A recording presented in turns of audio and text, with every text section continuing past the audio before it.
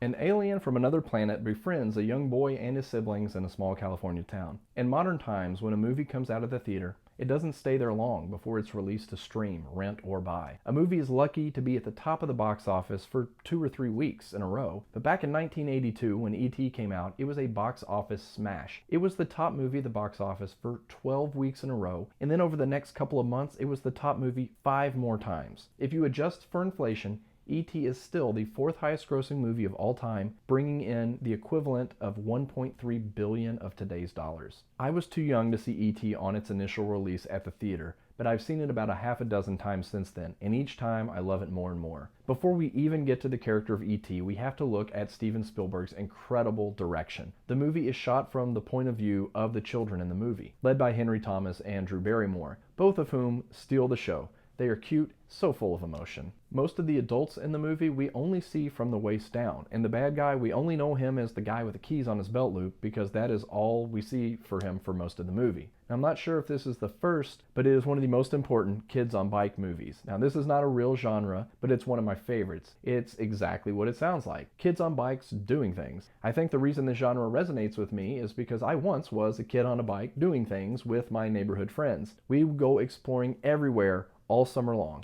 Now, this genre includes movies like It and Summer of '84, Goonies, Stand By Me, Explorers, and The Monster Squad. The cinematography of E.T. is also magical. Many scenes are just lit by moonlight, and there always seems to be a fog rolling in. Now, even though the movie is dark, it is never hard to follow the action. One thing that always catches me off guard is how different being a preteen in the early 1980s was. These kids are sitting around playing Dungeons and Dragons with a cigarette burning in an ashtray in the middle of the table in front of them, and saying things kids today in a movie would never say. Now, while it's kind of a throwaway line, the scene where young Elliot says, "It was nothing like that penis breath, it feels so real." Not because he says penis breath, but because of the mom's reaction to it. She has to scold him, but she does so while trying to hold back laughter, because even though it's wrong, it's still hilarious, but she can't let her kids know that she thinks it's hilarious or they're going to do it again. It just feels right. Anyway, E.T. shows up and the young boy Elliot immediately latches onto him and wants to help him find his lost family. E.T. isn't a cute alien like would be in a Disney movie, and his voice sounds like it has the rasp of an elderly movie star from the 1920s who probably smoked 2 packs a day for about 50 years. Even so, it doesn't take long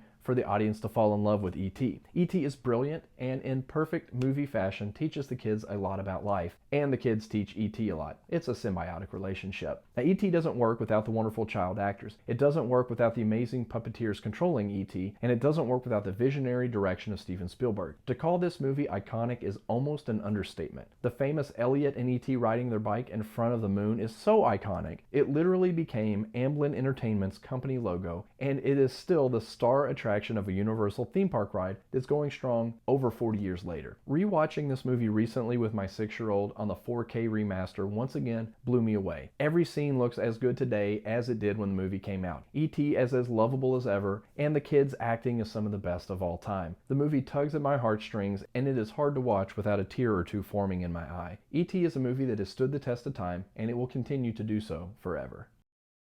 Playing with a speak and spell, fog and moonlight, kissing aliens, eating dinner around a triangle table, playing dress up, fog and flashlights.